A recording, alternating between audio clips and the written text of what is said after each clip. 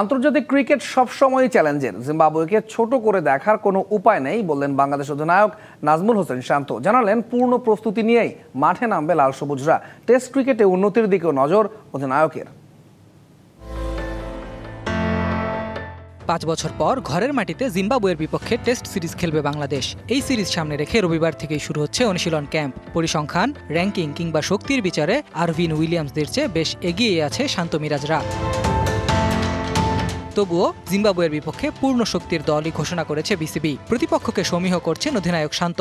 প্রত্যেকটা ইন্টারন্যাশনাল সিরিজে চ্যালেঞ্জ থাকে, অবশ্যই ডেফিনেটলি এখানেও চ্যালেঞ্জ থাকবে। ভিন্ন কোনো চিন্তাভাবনা থাকবে না। কোনো দলই ছোট না, আমি বারবারই বলতেছি। কত ভালো ক্রিকেট খেলতে পারে এটা ইম্পর্টেন্ট।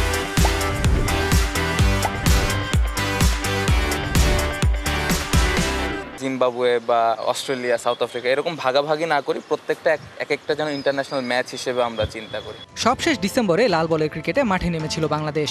এরপর থেকেই ক্রিকেটাররা ব্যস্ত সাদা বলের ক্রিকেটে। তবে শান্ত জানালেন সেই ব্যস্ততা সাদা পোশাকের ক্রিকেটে বাধা হবে না। পূর্ণ প্রস্তুতি নিয়েই নামবেন মাঠে। প্লেয়াররা যারা চান্স পেয়েছে, যারা দলে আছে, তারা মেন্টালি কিন্তু অলরেডি প্রিপারেশন নিচ্ছে যে কিভাবে আমি খেলাটা খেলতে চাই। যখন আমরা সিলেটে পৌঁছাবো তারপরে প্রিপারেশনের যতটুকু সময় আছে, আই থিঙ্ক এনাফ হবে প্লেয়ারদের জন্য। টেস্ট ক্রিকেটটা বরাবরই বাংলাদেশের দুর্বলতার জায়গা। লঙ্গার ভার্সন আসলেই যেন খেই হারিয়ে ফেলে লাল সবুজরা। তাই লাল বলে উন্নতির দিকে নজর অধিনায়কের। লাস্ট ইয়ার যদি আপনি টেস্ট ক্রিকেট দেখেন, আমার যতটুকু মনে পড়ে আমরা 4টা ম্যাচ জিতেছিলাম। সো ইম্পর্টেন্ট, এবছর আরও 6টা টেস্ট ম্যাচ আছে। কত বছরের থেকে কিভাবে আমরা ভালো রেজাল্ট করতে পারি, তাহলে আমাদের টেস্ট ক্রিকেটটা সামনের দিকে আগায় যাবে। 2 ম্যাচ টেস্ট সিরিজের প্রথম টেস্টে সিলেটে 20 এপ্রিল মাঠে নামবে বাংলাদেশ। 28 এপ্রিল চট্টগ্রামে দ্বিতীয় টেস্ট।